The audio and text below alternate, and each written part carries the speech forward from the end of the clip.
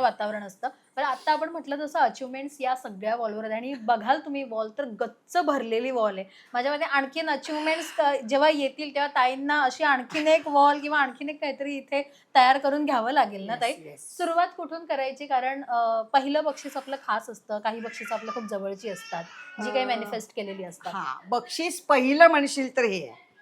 हे नाट्य दर्पण अवॉर्ड आहे. नटराज. त्याची ती ऍक्च्युली प्लेट गेली आहे. ओके. 94ला मला ते मिळालं होतं. ओके. 94ला मी नाट्य दर्पणला म्हणजे नाटक केलं होतं, हीच खरी डार्लिंग नावाचं.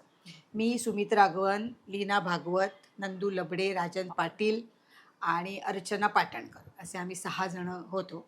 आणि ते ते ॲक्च्युली त्या अवॉर्डची खरी तर मजा म्हणजे काय म्हणतात त्याला, एक गोष्ट आहे की ते अवॉर्ड माझ्यापर्यंत आलं. ते कसं आलं तर मी साताऱ्यात शूट करत होते आणि त्यावेळेला मोबाईल नव्हते, त्यावेळेला पेजर नव्हते, काहीच म्हणजे साधन काहीच नव्हतं. बरोबर. फक्त फोनवर आपण जे बोलतो तेव्हा ह्या तारखा हे आणि मला 450 रुपये पर डे होता फिल्मला, पिक्चरला. त्याच्यात पिक्चरमध्ये स्टारकास्ट कोण? अजिंक्य देव, वर्षा उसगावकर, चंद्रकांत गोखले, सुलभा देशपांडे बापरे. आणि आपल्या अलकाताई, अलका कुबल.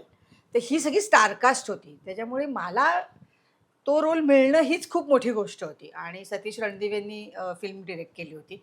आणि मी त्यांना सांगितलं होतं की बाकी सगळं ठीक आहे, पण एक 4 तारखेला माझा प्रयोग आहे गडकरीला, तर तेवढं फक्त मी त्या असिस्टंटला सांगितलं होतं. त्याने वाटतं ते केलं नाही, ते माहितीच नाही त्यांना. आणि ज्या दिवशी मला निघायचं, ज्या दिवशी 4 तारीख प्रयोग आहे, त्या दिवशी त्यांनी जेव्हा मी माझ्या वडिलांच्या चितेला अग्नी देते, अजिंक्यला काय काय बोलते वगैरे असा तो सीन होता. आणि तो त्यांनी लावल्यावर मी म्हटलं, अहो कसं संपणार आहे? ते म्हणाले, काय संपवायचं आहे? म्हटलं, नाही नाही माझा प्रयोग आहे. ते म्हणाले, नाही मला नाही माहिती. आणि मी जी रडायला लागले, म्हटलं बापरे मी करू काय? मला आणि त्या नाटक म्हणजे फिल्मला तुम्ही शूटिंगला एक अर्धा एक तास लेट झालात ना, ठीक आहे, नाटकाचं नाही होत ग तसं, ऑलरेडी पोटात गोळा असतो. कसा बसा तो, म्हणजे मी कशी आलीये, 11 वाजता मी साताऱ्यातनं निघालीये आणि मी 4च्या प्रयोगाला गडकरीत पोचलीये. म्हणजे मी 5ला पोचले. कारण की मी, आमचे प्रोड्युसर होते झेंडे, त्यांना म्हटलं की मी जर नाही पोचले प्रयोगाला तर मला लोणावळ्याच्या कड्यावरनं फेकून द्या, खाली ढकला, मग ॲक्सिडेंटमध्ये गेली असं कळेल लोकांना, म्हणून प्रयोगाला नाही आली. पण उशीर झाला म्हणून प्रयोगाला नाही आली हे नको माझ्या माथी. ते म्हणाले, काय बोलताय ताई तुम्ही, अहो असं नका करू वगैरे. मी खूप लहान होते ते, पण ते ॲज अ आर्टिस्ट म्हणून ते मला, मी म्हटलं नाही नाही मला इतकं रडायला लागलं. मी म्हटलं नाही तुम्ही काही करा, मी लिटरली 11 वाजल्यापासून काही पोटात अन्न नाही. शेवटी ते म्हणाले, अहो पाण्याची बाटली तरी घेऊ द्या एक किमान. म्हटलं हा चला चला घ्या घ्या लगेच घ्या. असं करून आम्ही पोचलो, कळवा स्टेशनला आलो. आणि तेव्हा जुना रस्ता ना, एक्सप्रेस हायवेने. कळव्याला आलो आणि हे ट्रॅफिक जॅम, म्हणजे शक्यच नाही, गाडी हलणंच शक्य नाही.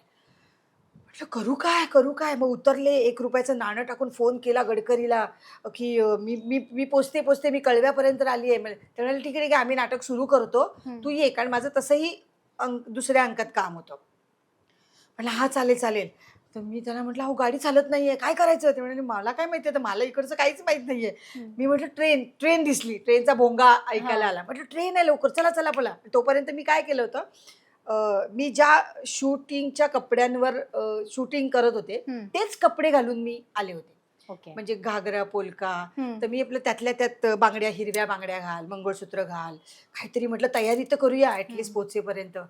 मग कळव्याला उतरलो, ट्रेनमध्ये चढलो. मग ट्रेनमध्ये गेल्यावर त्या सगळी लोक अशी माझ्याकडे बघत होती की बापरे ही केवढीशी पोरगी आणि तो एवढा, आणि ते असे अडदाड पोलीस असल्यामुळे त्यांचं सगळं पळून आणले होते, कसं त्यांचं सुरू झालं. बरं मला आणि झेंड्यांना कळलं ना, म्हटलं आम्ही इतकं हसायला लागलो. मी म्हटलं बापरे, म्हटलं जाऊ दे लक्ष नाही. ते मला म्हणाले की ताई मला ना इकडचं काहीच माहीत नाही, म्हणजे गडकरी कुठे ईस्टला वेस्टला काहीच माहिती नाही आहे, तर तुम्ही काय करा, ट्रेन थांबली ना की तुम्ही पहिले पुढे जा, मी तुमच्या मागे येतो. म्हटलं चालेल.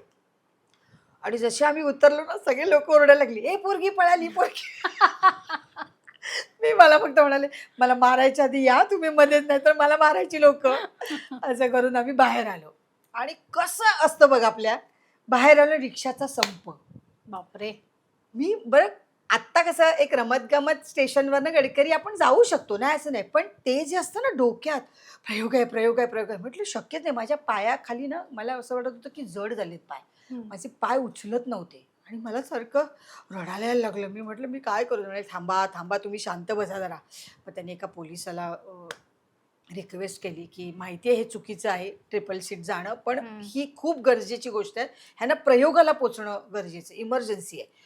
लिटरली मग त्यांनी आम्हाला दोघांना गाडीवर बसवलं आणि गडकरीला नेलं. पोचलं, तिथे गेलो आणि इंटरव्हल झाला. इंटरव्हल झाला आणि मला ना आठवेच ना काही. म्हणजे मी लिटरली ब्लँक होते. काय कशासाठी आलोय आपण इथे? काय करायचंय? नाटक काय? मग शेवटी नंदू लबडे माझा खूप जवळचा मित्र, खूप तो म्हणाला, शांत हो, शांत हो, एकदम शांत हो, डोकं शांत ठेवून. तू सुनैना, मी सुकुमार, आपण नाटकाला आलोय, आपण सरांकडे जातो, आपण हे करतो. म्हणलं, हा तू मेकअप. आणि अक्षरशः सांगू तुला, ही रंगदेवतेची कृपा आहे की जसा चेहऱ्याला रंग लागला ना, अख्खं नाटक माझ्या म्हणजे आलंच जवळजवळ ते. आणि त्यावेळेला मला लिटरली, मला खरं सांगते रंगदेवते शपथ, मला काहीच माहित नव्हतं की त्या प्रयोगाला परीक्षक बसलेत, कोण आहे काय. हे मोदी खरी परीक्षक होते नाट्यदर्पणचे. आणि त्या सगळ्या ह्याच्यातनं मला उत्कृष्ट अभिनेत्रीचं पहिलं हे पारितोषिक मिळालं, तेही ऋषी कपूरच्या हातून. ओ वाव, नाईस. ते जे माझं स्वप्न होतं त्यांच्याबरोबर काम करणं, पण ऍटलिस्ट चला त्यांच्याबरोबर निदान त्यांनी मला पहिलं पहिलं बक्षीस पहिलं मिळालं. पहिलं पहिलं वाव, खूप सुंदर. आणि आता इथे तुम्ही बघाल तर ताई, माझ्या मते ही पूर्ण वॉल आहे एवढी, ह्याच्यातलं पहिलं बक्षीस तर आपण बघितलं, पण हे जे वरचे मला सगळे फू बाय फूचे अवॉर्ड जास्त हायलाइट होताना दिसत आहेत. आणि आता ते तुमच्या अभिनय क्षेत्रातला खूप मोठा वाटा देखील आहे त्यात. So ह्या पुरस्कारांबद्दल काय सांगाल? ही आमची माझी आणि भाऊची महाविजेती जोडी, म्हणजे ज्याच्यात आम्ही विनर झालो. घोषित झालात. हा. मग एक होतं ज्याच्यात सर्वोत्कृष्ट जोडी आम्हाला दिलं होतं. आणि एक आहे ते 3 ह्या ज्या छोट्या आहेत छोट्या, हा. ह्या रनरअपच्या आहेत. अच्छा. म्हणजे ज्या 7-8 जे काही झाले, म्हणजे मी आणि निलेश साबळे आम्हीच दोघं जण होतो जे स्टार्ट टू एंड फू बाय फू मध्ये होतो, पहिल्या दिवसापासून शेवटच्या दिवस. ओके. मग त्याच्यात मी माझी जोडी कधी वेगळी असायची, मग कधी ग्रुप असायचा, मग कधी काय असायचं, पण मी आणि निलेश होतोच. आणि आता तो सगळा पार्ट, आणि त्यातही बऱ्याच माझ्या मध्ये काही फोटो कलेक्शनही आहे, काही पुरस्कारही आहेत. सो त्याच्याबद्दल आम्हाला जरा सांगा. ही टाइमपासची ट्रॉफी आहे. ओके. ही दिली सुपारी बायकोची केलं, हे माझी आवडते सगळे.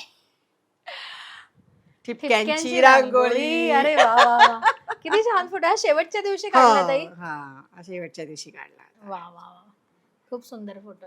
आणि ही आत्ता मी केली होती, आमचा जो प्रशांत चोडप्पा आहे, त्याने हे सगळ्यांचे कुठूनचे हे धिंगाणाचे फोटो आहेत सगळे.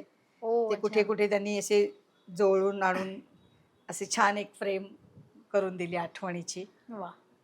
आणि बापरे खूप आहे. हे आम्ही एक लंडनला इव्हेंट केला होता, म्हणजे 2017ला नाटक केलं होतं गोजीरवाण्या घरात, या गोजीरवाण्या घरात. हे त्यावेळेला मराठी संमेलनला केलं होतं. वा. मग आणि वरती हे या गोजीरवाण्या घराचं मला सर्वोत्कृष्ट सहाय्यक अभिनेत्री मिळालं होतं, संस्कृती कला दर्पण. मग मदर्स डे, मग हे स्टार प्रवाहाचं सर्वोत्कृष्ट सासू मिळालं मला. ओके. आणि ही झीची हा. आणि पुढचं पाऊलची ही 1000ची आहे.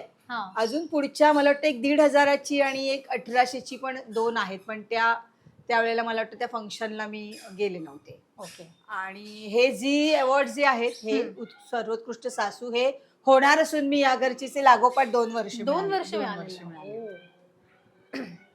आणि हा सगळ्यात मोठा पुरस्कार आचार्य अत्रे पुरस्कार पुरंदरचा. आणि तिकडे पहिल्यांदा मला स्त्री कलावंतला त्यावेळेला आचार्य अत्रे हा पुरस्कार दिला होता पहिल्यांदा. मग त्याच्यानंतर त्यांनी बऱ्याच ह्यांना दिले, पण पहिला जो दिला तो मला दिला होता.